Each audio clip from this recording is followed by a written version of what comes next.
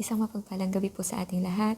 Ngayong gabi, nais ng Panginoon na ipaalala sa atin kung sino siya sa ating buhay.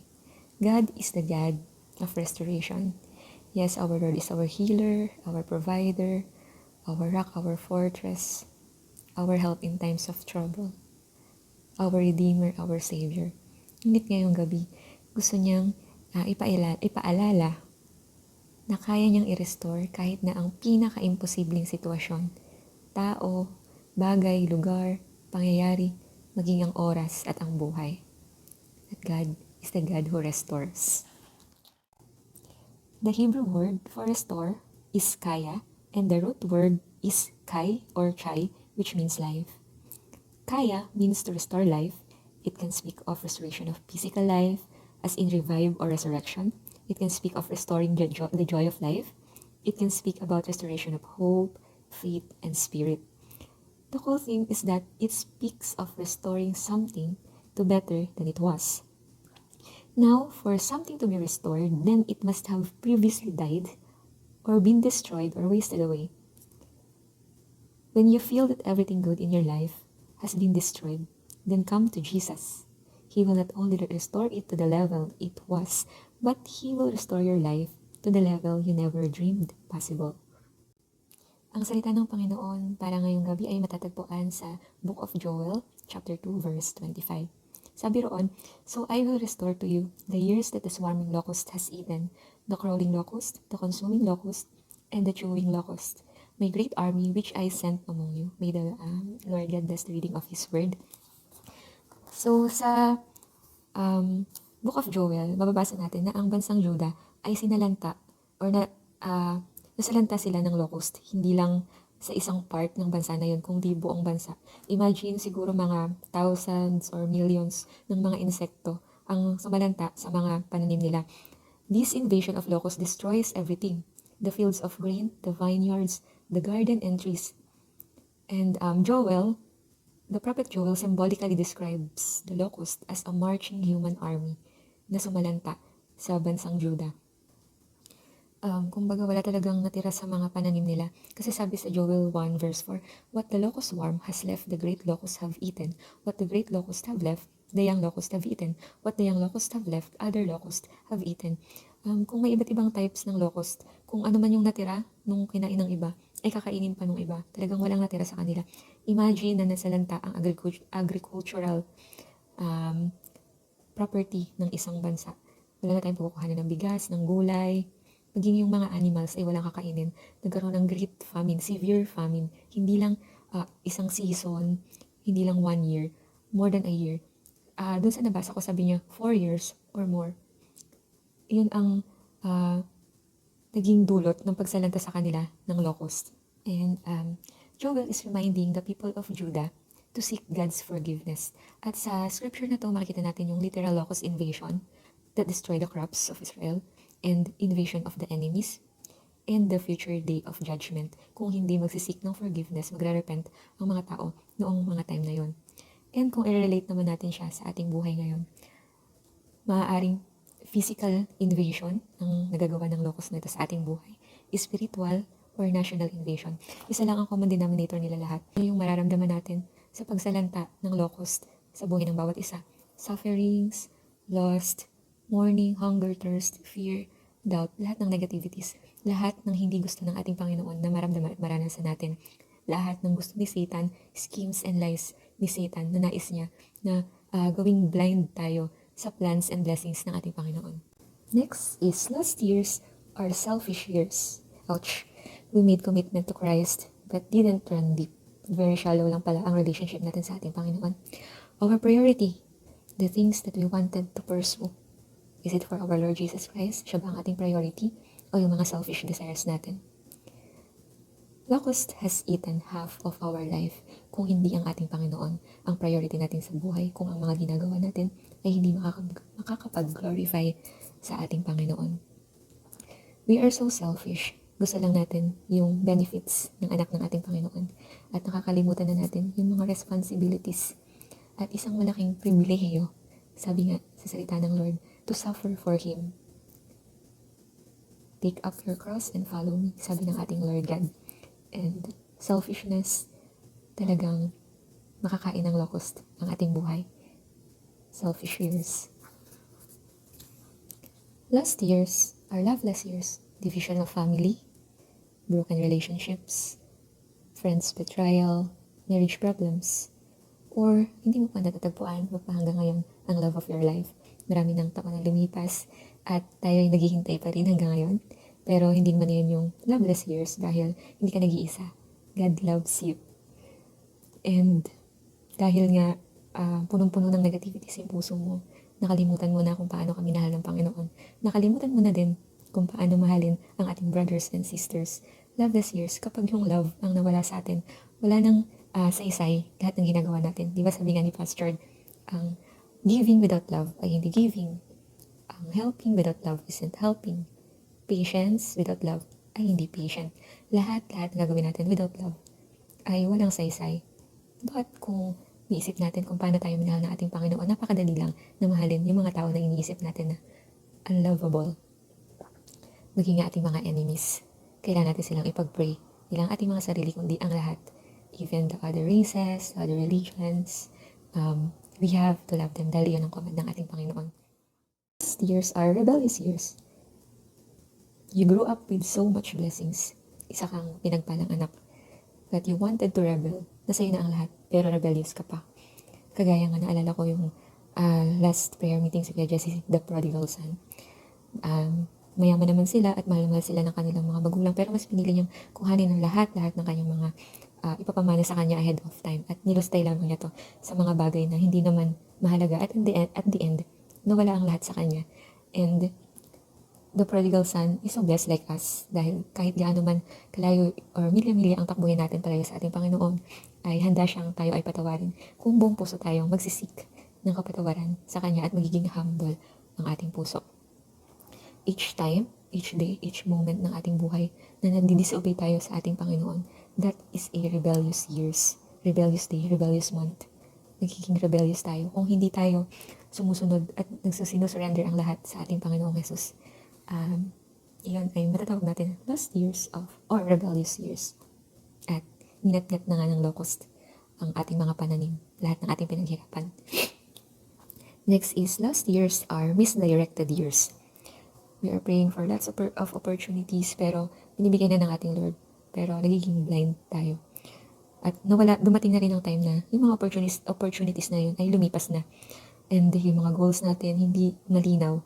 Hindi natin alam kung saan tayo tutungo. The Holy Spirit guides us and help us to discern the right thing to do, kung ano yung will ng Lord. Kaso ang nagiging problema naman natin, nagre-resist tayo. Dahil hindi iyon yung kung ano yung gusto natin. Yun yung ipinipilit natin, hindi kung ano yung will ng ating Panginoon. Kaya yung straight na daan lang dapat, nag-zigzag tayo.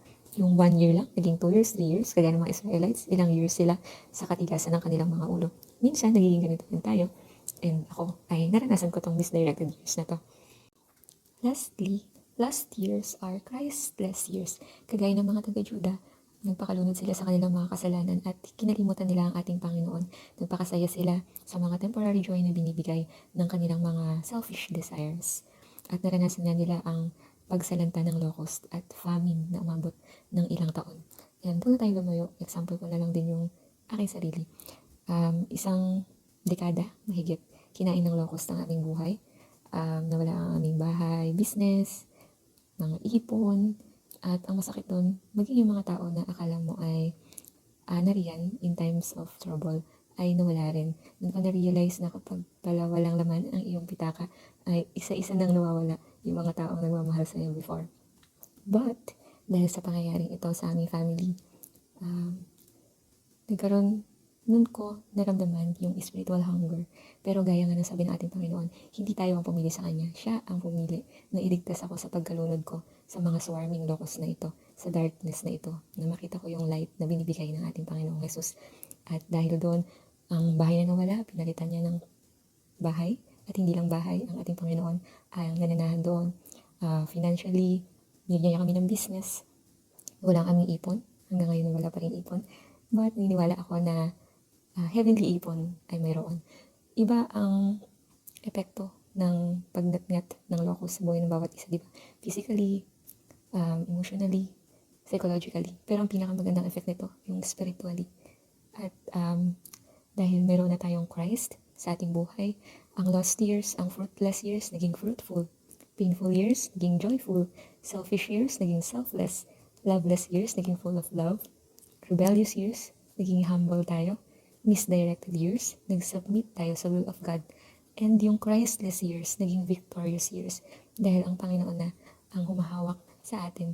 Ang Panginoon na ang ginagawa nating priority natin, na itinaasan natin at sinurrender na natin ang lahat sa Kanya.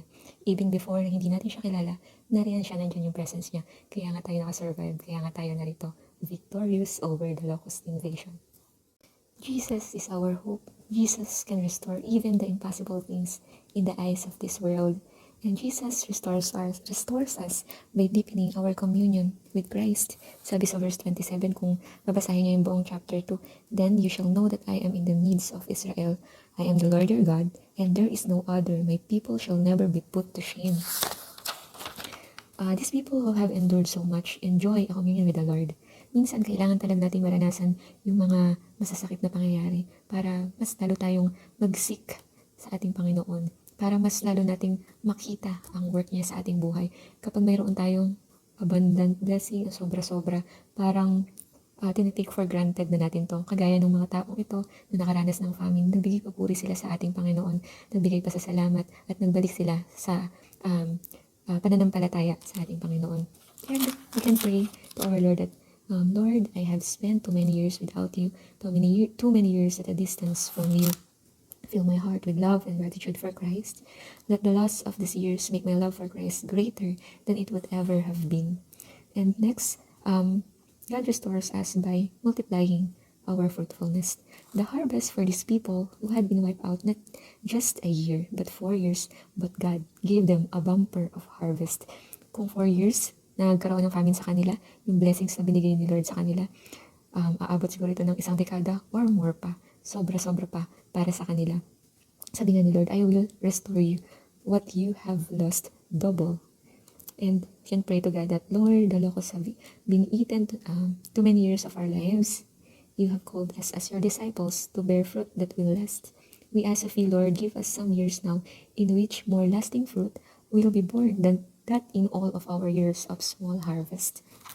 And lastly, Jesus brings long-term gain from short-term loss. Kung ano man ang mga naranasan natin ngayon, pandemya, heartaches, and lahat ng mga tinuthrow ng enemy sa ating buhay, short-term loss lamang po ito, temporary lamang. Dahil ang plans ng ating Panginoon ay gift of salvation and eternal life. At hindi matatawarang kagalakan at pagmamahal at mapapawi ang lahat ng mga heartaches natin na dulot ng short-term loss na binibigay sa atin ng mundong ito.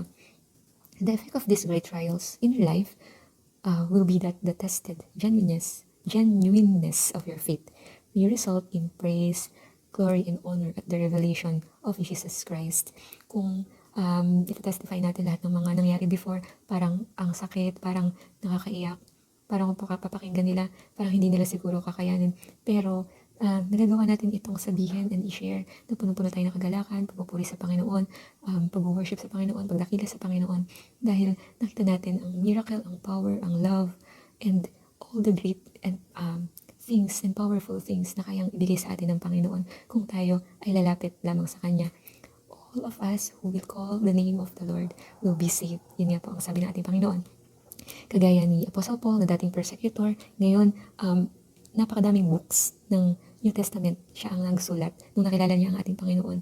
Dati against siya sa ating Panginoong Jesus. Ngayon ay hindi mawawala ang pasasalamat, ang pagpupuri ni Paul sa lahat ng mga letters niya, sa lahat ng mga books niya na mababasa natin sa Biblia. The praise, glory, and honor go to Christ because the power guarded you, guarded me, guarded us, and kept us through the hardest years of our life. The hardest year of our life. Nariyan ang ating Panginoon. Kilala mo man siya or hindi. At ngayon, nakilala na natin siya. Mas magiging magaan na ang lahat. Dahil ang mga sufferings na ito, pointed afflictions na ito, ay makakaya na natin sa strength and power and wisdom na bibigay ng ating Panginoong Jesus. In Jesus' name. In that moment, when Jesus died on the cross, we already been restored. Nung namatay ating Panginoon, Na-restore niya ang lahat. Our sins, our sorrows, our grief were laid on Jesus. Our judgment fell on Jesus. Our locusts swarmed all over Jesus. On the third day, the Son of God rose in the power of an eternal life. He offers himself to you, to me, to us, and he says what no one else can ever say. I will restore the years that the locusts have eaten, and to God be all the glory. Purihin ng ating Panginoon sa gabing ito. Ang lahat ng papuri, pagsamba, pasasalamat, pagdakila ay tanging sa ating Panginoong Hesus lamang. God bless po.